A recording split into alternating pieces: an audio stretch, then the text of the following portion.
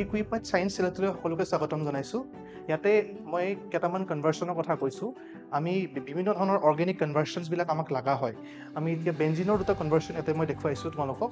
ইয়াৰ পিছত এনিলিনৰ থাকিব, তাৰপিছত আৰু থাকিব ফিনলৰ কনভাৰ্চন। গতিকে আমি কনভাৰ্চনবিলাক জানিব লাগিব, পৰীক্ষাত সোধে। ইয়াতে ফাৰ্ষ্ট ৰিয়েকশ্যনটোত কি কৰিছোঁ আমি, বেঞ্জিনক কনভাৰ্ট কৰিছোঁ নাইট্ৰ'বেঞ্জিনলৈকে। কি ৰিয়েজেণ্ট ইউজ কৰিছোঁ আমি, কনচেনট্ৰেটেড HNO3 আৰু কনচেনট্ৰেটেড H2SO4। আৰু ইয়াতে টেম্পাৰেচাৰ ইজ এ ফেক্টৰ। টেম্পাৰেচাৰটো খুব ইম্পৰ্টেণ্ট ফেক্টৰ হয়, বিল' 60 ডিগ্ৰী।